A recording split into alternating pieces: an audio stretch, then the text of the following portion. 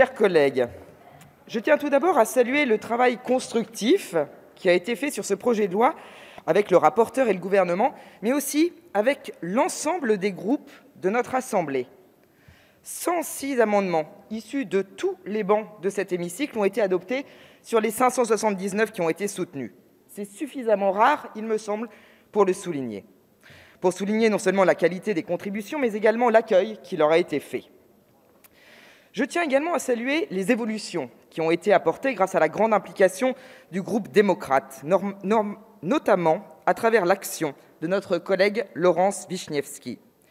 C'est ainsi, par exemple, que nous sommes parvenus à faire aboutir la création d'un pôle d'instruction nationale spécialisé dans les crimes sériels et les affaires non élucidées, sujet porté par Laurence Vichnievsky et retravaillé avec le gouvernement pour la séance.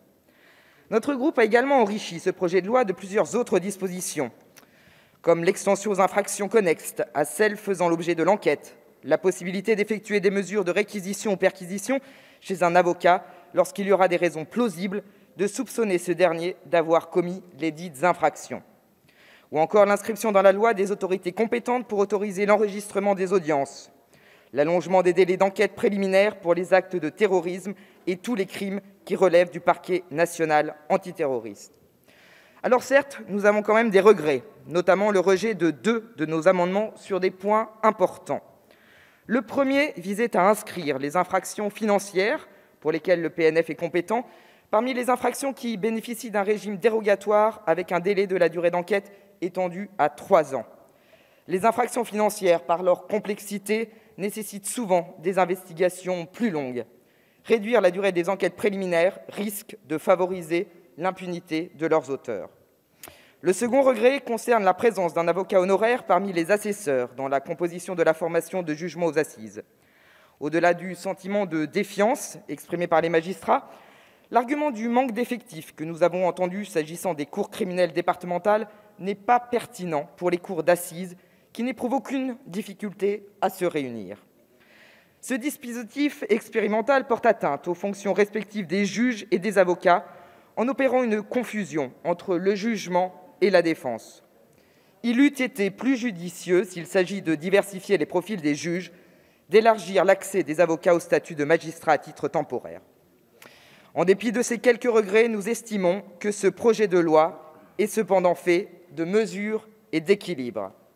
Ce projet de loi donne des droits nouveaux à la défense, mais lui impose également une déontologie. Ce projet de loi récompense l'effort, le travail et le désir de réinsertion, mais sanctionne leur absence. Ce projet de loi œuvre non pas pour une justice expéditive, mais pour qu'elle ne s'égare pas dans les méandres de procédures sans fin.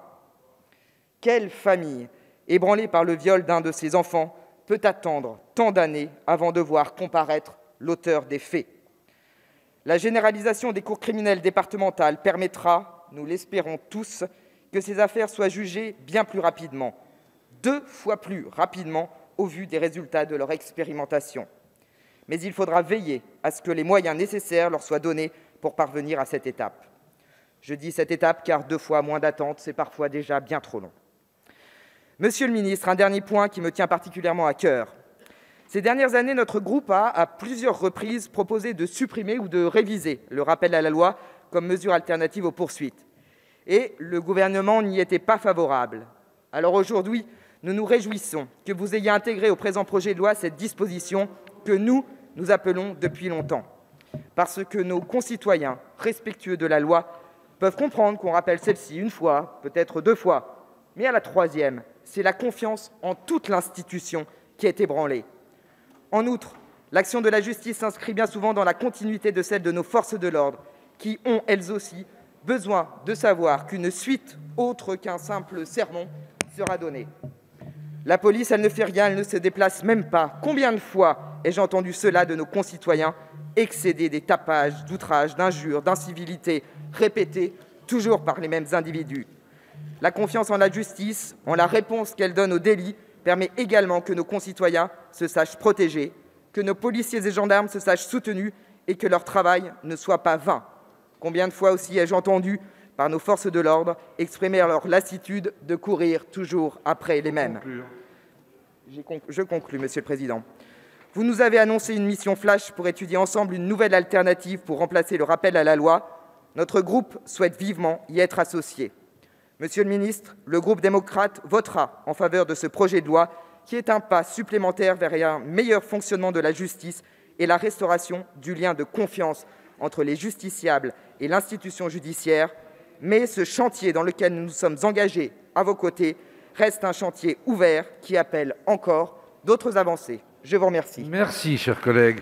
Voici le résultat du scrutin. Votant 543, exprimé 445, majorité 223, pour 342, contre 103. L'Assemblée nationale a adopté. Monsieur le ministre, vous avez la parole.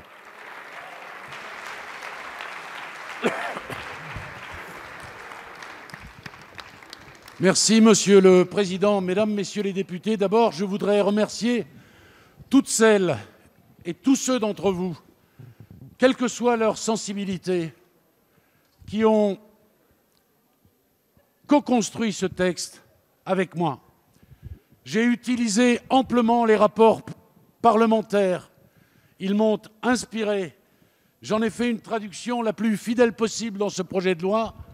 Et puis, il y a eu le travail de la Commission, un travail où tout le monde, me semble-t-il, souhaitait que nous construisions ensemble cette loi destinée à rétablir la confiance. Et puis, il y a eu l'audience, la séance publique, bien sûr. J'ai accepté des amendements de tous bords.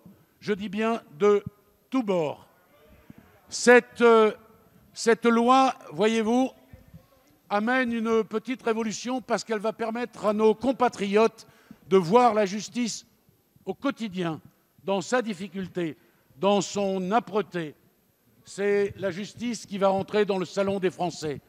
Cette loi apporte de grandes modifications et renforce le droit de nos compatriotes lorsqu'ils confient un secret à leur avocat, lorsqu'ils font l'objet d'une enquête préliminaire qui était devenue une enquête éternelle, lorsqu'ils ont des difficultés avec les différentes professions du droit.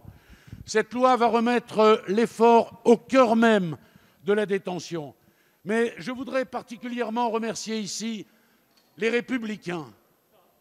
Je voudrais les remercier parce qu'ils m'ont donné une très très grande leçon, et ça me manquait sans doute, de très très petite politique. Vous avez voté la plupart des articles. Vous avez voté la plupart des articles et aujourd'hui vous vous défilez parce que le vent qui vous porte, il est annoncé par la météo électoraliste. Voilà ce que j'entends vous dire. J'ai même, monsieur le député Ciotti, accepté l'un de vos amendements. Ces murs, voyez-vous, je le dis, ont des oreilles, mais ils ont également une mémoire. La réalité, c'est que même dans la presse, les uns et les autres se sont exprimés pour dire que ce texte était un bon texte. Mais à l'intérêt de nos compatriotes, vous avez préféré la petite politique politicienne. Voilà ce que je voulais vous dire. Merci, Monsieur le ministre. La séance est suspendue.